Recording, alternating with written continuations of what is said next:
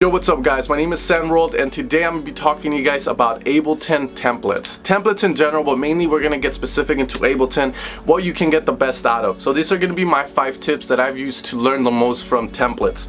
Now, a lot of people are going to tell you that using templates is cheating. A lot of people are going to tell you that using samples is cheating. A lot of people are going to tell you that using presets is cheating. Now, the only way I see templates and construction kits being used as cheating is if you get the track, the completed track from the template, and you release it as is, as your own, or you change a couple of notes and say, oh, this is my track, which a lot of people tend to do, especially newbies that, you know, they DJ and they have a good following in their city, and then they try to get into the production game thinking, oh, it's gonna be as easy as this, and then it's like, boom, 5 years to get there. So they start finding shortcuts, and that's one of the ways they find a shortcut is using templates. But anyways guys, these are going to be my 5 tips to get the best out of templates. Let's get started. So a disclaimer, these tips are only going to work with templates that are of quality. And what I mean by this is if you hear the track and it sounds like something that, you know, someone would play at a festival, something that someone would play on Beatport that would hit Beatport #1 or even make it into the top 100, then that's a good template. So these tips apply to that because I don't want to talk about a template that you can find online for free and it sucks ass and there is no knowledge to be learned from those. So let's get started. My first tip is going to be to study the arrangement. Studying the arrangement is going to help a lot because I always get this question like, how long should my intro be? How long should my drop be? How long should my breakdowns be? Study the template on how they did it and study that way. And then when you get another template, you can study that template and see, okay, there's this other version that works. Oh, and when I hear DJs play live, you know, there's this different type. You know, they take a 30-second intro, 1 minute intro, 1 minute and 30, depending on the genre, but that's what templates are going to allow you to do. They're going to give you sort of like this thing to go back on, like a manual on how to make, let's say, a trap track, which is what you're trying to go for. So study the arrangement, study how they transition from the intro to the break, and trust me, you're going to get so much value from that. Now, one of the ways you can study arrangement is, for example, here we have the build, and to be honest, I've never really known how builds for trap work. So if I wanted to study this template and kind of increase my knowledge in trap so that I can make, let's say, a video for you guys on it, one of the things I would do is go here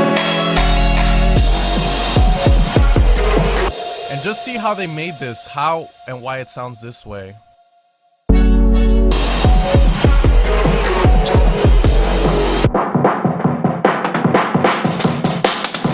Now, let's say I like this sample. Easily, I can just get this sample and just export it out and save it onto my file and be like, okay, I want to build up like that. It sounds fucking cool. I could save the snare built and everything. And now I have free samples as well as studying the arrangement out. I can see how long their intro took.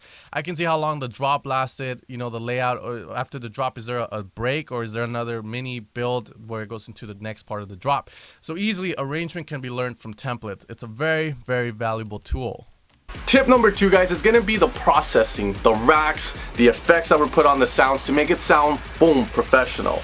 I know that some templates out there right now, like the one you're hearing in this track that you're hearing in this video is a template that was released by Cymatics that was made by a producer. Now, I know Cymatics has a shit ton of producers, and a few of them went to Icon Collective here in Los Angeles, California, which is the biggest school for EDM production, I would say. You know, a lot of people travel from all over the world here just to go to that school, and it is a great school, but it's a very bit pricey. Now, the cool thing here that I'm trying to say is the processing is that some of you guys want to go there to get the knowledge, but why not get the template that was made by one of their producers that learned there and study their processing, how they transitioned, you know, how they process the leads, because that's as close as you're going to get to getting that, and that's so much valuable information in my opinion. So tip number 2 is that the processing that was done, the racks. And one key thing, guys, is that you can always save those chains that they have easily by just, you know, going into the top left and clicking save. Alright guys, so easily, let's say we have a track that you really like, a template. Like let's say, for example, we have this one that we're using and we like this audio effect here and we're like, fuck, we need this effect. Like, how can I get it? Well, easily, all you have to do is go here and click here and just save it onto here. And as you guys can see, we have another copy of it and it's going to save into audio effects track. Now you have this effect, and whenever you want to use it in any of your tracks, you use it, and pretty much it comes from the template, which you get. Now, another thing too is, let's say a lot of people are always asking how to process my kicks, and you can't find a really good tutorial online. Easily, if you think that the kick in this track, in the template you have, sounds really good, go to the kicks, go to the drums, and you're like, oh my god, this processing on this kick is really good. I like the way the kick sounds. Save the kick, export the kick, you know, save that kick, export it out, save it onto your favorite folder, and then save the processing and put kick one, kick one, kick one for blah, blah, blah. Or let's say, you know, you know, you just want to see how they process it and why, and then you can go check it out and hear it. Then you can be, okay, that sounds really good. Why did they use this?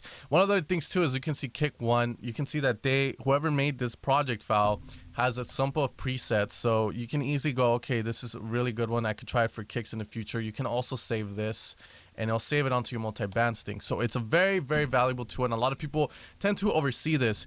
Now, the cool thing is this project file I have right now is a Cymatics Trap Nightmare one, which you guys can download by following the link in my description. So make sure to check it out. Tip number 3, guys, is gonna be samples. A lot of people are always saying, what kind of kick do I use? What kind of clap do I use? What kind of snare do I use? What kind of hats do I use? The cool thing about templates is that when you hear the track, if the track sounds good, it sounds like everything fits, you know that the kick drum, the claps, the hats are gonna work for that type of track. You know, like let's say you download a template which is Trap, that's like Nightmare, and you want to get his sound, but you're like, oh man, I'm iffy every time I pick up the drums, I don't know which one's the right clap, which one's the right snare. One of the cool things about templates is that if it sounds professional to you, you know that the clap works, you know that the snare works, and you know that the kick works. So what I do is, if I have a template, I'll tend to download the kick, I'll tend to download the clap, and I'll name it something like, oh, progressive house kick for rolling bass lines, or for like a buzzy straight lined bass where it's like, or like da da da da da da. Because you can't have a long kick with certain ones, but you can have a long kick with certain types of bass lines, certain types of tracks. So that's the cool thing about templates, is that you get to see that, and you get to keep the samples as well. Tip number 4, guys, and this might be a little bit controversial, is the fact that you pretty much have a track done there. Now, what makes up an EDM track? What makes up a trap track? What makes up any type of dance track? Well, necessarily kicks, drums, synths, bass lines, melody, idea, chords, bass, and that's it.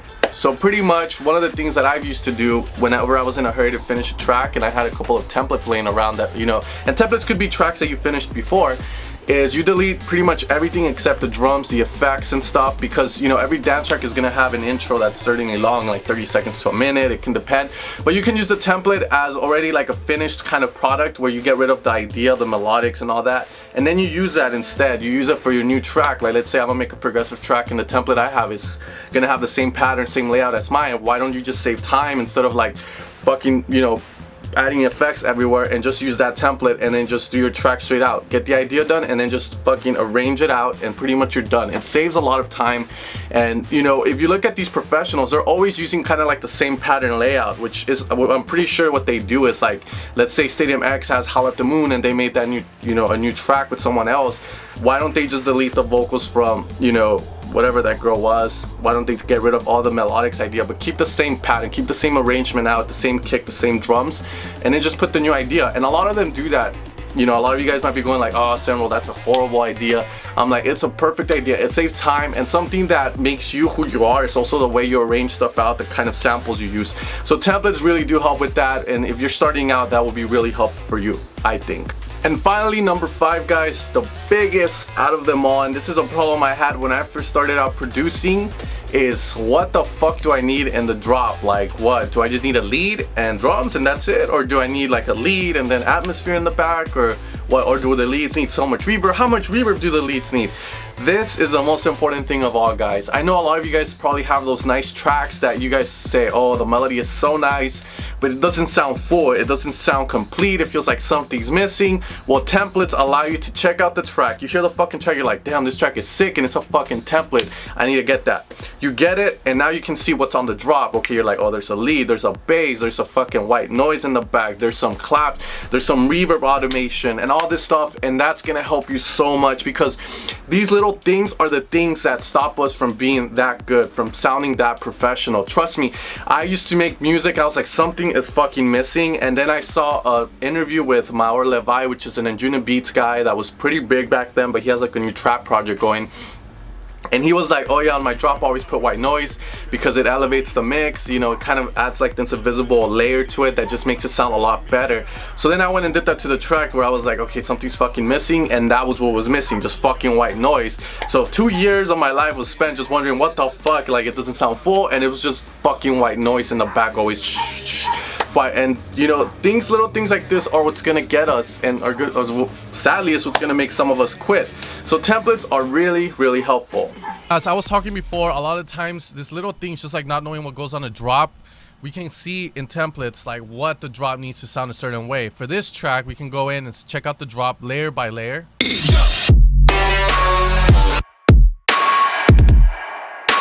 So easily we can say we have a drum, we have a sub here, and then here are our leads. And some of them have been frozen in this template. So we're gonna go with what we can hear.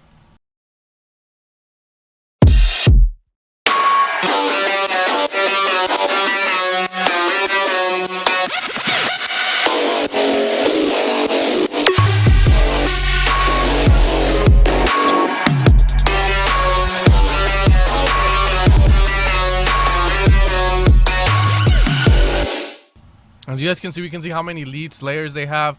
We can hear the main drop layer, which is this one.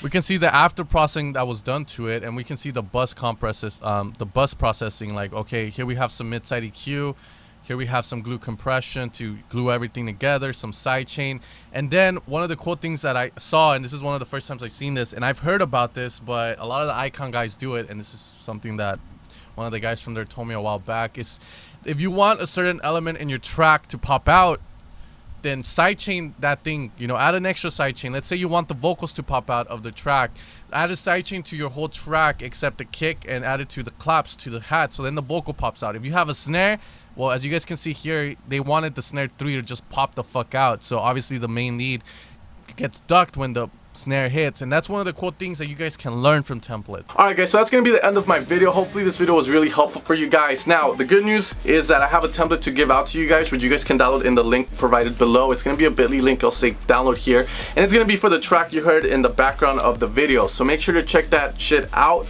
Also make sure to check out the new series I started called the Let's Play Ableton Live series. I'm going to be doing that series like almost every day, hopefully, maybe one day off, maybe the next day put it up. And pretty much I'm just going to be producing for you guys, showing you guys my techniques, showing you guys how I come up with ideas, and talking about it through the way through. Now, the last one I did, the track supposedly sounded good to a lot of you guys. I even had some of my friends that went to certain production schools hit me up and go like, dude, you gotta finish that and you gotta fucking release it. It sounds fucking mint. So make sure to check that that video out. I'll make sure to leave, you know, a little video where you guys can click, and I'll see you guys next time, guys. Take care, and thanks for allowing me to make videos like this for you guys. Hopefully this helps, and para los que hablan español va a salir un video también hoy. Cuídense.